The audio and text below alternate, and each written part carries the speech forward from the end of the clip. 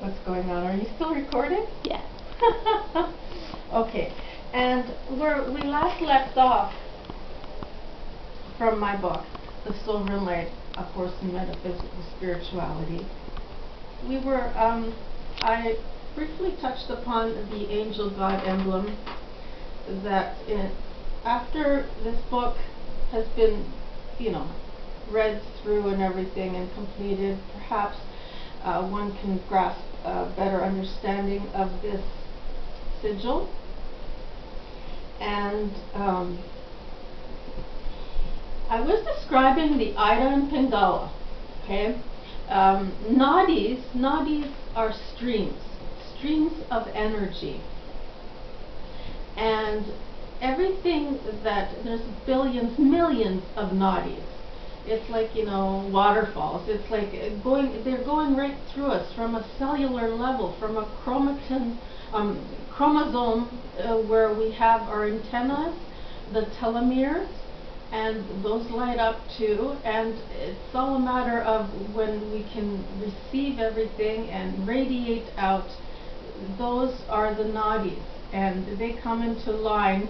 And if they're not blocked, then we get proper circulation throughout our body.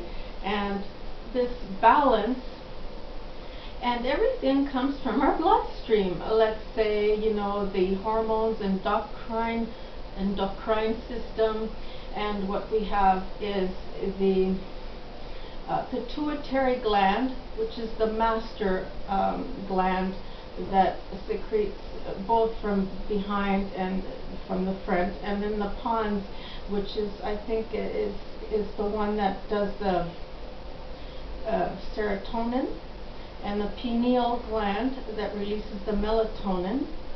And all these things are like supposedly nadis, okay, and you can call them that, but they're very important to the parasympathetic, the sympathetic, the cerebellum. The cerebellum is the one that, you do the flight or fight reactions, and the pons is the equilibrium. It kind of balances everything.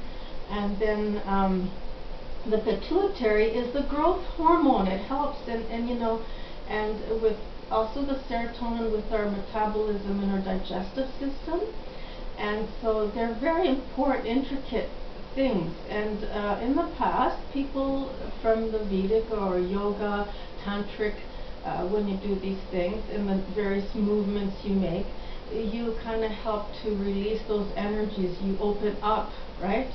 And so basically, when you get the Kundalini, which is the Muladhara, at the base of your spine, if you notice your coccyx bone, sometimes that tailbone can be curved in, it can be curved out, or it just goes straight down. Anyway, there's an energy field there, and that's where your energy, your primal energy force comes from. That first chakra is a shamanic field, and every field, we're like the Russian doll that we have, every little dolls inside the little dolls. Those are fields, and those fields have different perceptions that we can see through those fields. And what's visible to the eye is the first 4, and the other 3 are not. And so this is what I was describing before, and it is a balance of breathing in and out, and through our circulatory system, our bloodstream is very important. And this is what ties in all our energy fields and everything, are right down to the genetic DNA level. The Ida and Pingala, as they say here, and this is a little sketch. It's, it's the same thing, and it activates every chakra, and it opens it up. And those are, the Ida is supposed to be the yin, and the Pingala is supposed to be the yang, and then they come together. And so with this magnetic, the lunar, and then the solar, which is the Pingala, and when that happens, from what is actually happening is the Kundalini, when it starts activating, you're going into the adrenals. They become oxidized. oxidization into the bloodstream, which means it's breaking down, right? And it's like a fire coming up with, and of course there's oils, right? And then after it hits up to the, through the cerebellum, the pons, and it goes up, because that's the nervous system. The nervous system is connected to the spine, and it's very important. That's where all the nadis and the chakra system, it's that spinal, and they call it the Shushana. In any event, what happens is it goes and it activates and it opens up the pineal gland. And it's the same thing as when you're dreaming, you get that, it opens up. How does it open up? It also activates the back. And you start getting the oils, you can taste them in the back of your mouth. That's the pituitary. That's where the God hormone comes from. They're pheromones. And they're so very important anyway. And that's, I try to put everything together, like connect the dots, like a lot of people have. And I do it in my own authentic way, based on all the information and, the codes and the codons that are part of us. We decode, and they're in our field. They're in our field as well. And I think I was going to even touch upon the heart and the 4 chambers of the heart, as I did before, and the 4 kingdoms. And just as well now, because we're the spring equinox, every season we have 4 seasons, right? And 2 of them are in the dark, where we go inward. All of life, apparently they call it death, draws inward into the soul world. And then after, we go back into the Pingala side, right? We go into the physical, the awareness, we see everything. Those are visible to the eye, those 4 fields, okay? And they activate from the heart, and then after we get another 4 from the soul, and it goes into the other aspect. So you can call it a figure 8. And then we have another figure 8 going this way, right?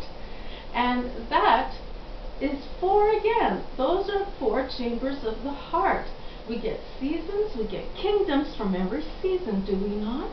Yes, we do. And so these are the seen and the unseen, especially around, you notice it in May when you get all the little fairies and all the little flowers and all, nature. And I think that's what I was wanting to discuss a little bit about. I made so many notes in here. I think I'll just read this. This book is about further delving into the practices of describing vortices to the reader, portals, by playing with resistance and tension in this way to understanding the many aspects of perception and perspective, waves and wave particles. And then, I think I did. The resonance and dissonance that I discussed before was described, and with these powerful words of love or judgment, it's also described, I think, in one of the sermons. It's all throughout the book. So rather than saying resonance and dissonance, that we also feel from the heart, whether it be love or fear, And what else was I going to say? About the indigo, the violet flame movement, and the Christed crystalline movement. Well, naturally, okay. So when we get the red and the blue, what do we have? We try to integrate. How do we integrate? We become activists before we can actually integrate, right? To become into the oneness, and and become clear. From the violet, we go into the crown, into the clear, and we become clear, the sovereign light. And that's what I was going on about. Lesson 6, I think I said something about, yes, page 42 and 43, and the Aum, and then ancient ones before the separation. I don't remember. You see, when I write these things and I can't answer them now. Flame, throat is blue, eye is red, okay. Until combined with magnetic, back to the head to turn. Well, okay. The magnetism, we can have magnetism from outside, the attraction, law of attraction, or we can have it from the inside, you know, what we attract. And it has a lot to do with grounding, gravity. So we can elevate, or we can gravitate to something that pulls us down. And I think that you can be, before in the past, a lot of tying down contracts, soul karmic lessons had to be learned, and the shamanic way and the physical realities did tie us down to certain things so that we can learn. Where we're going at right now is to clear all the naughties, clear all the streams, and become light body activated presence. And that's what this book is about. So I don't know whatever other things I wrote here, because I really don't think it's really that important. Otherwise I'd be answering it, wouldn't I? Is there anything else that, I don't know, how long have we been going?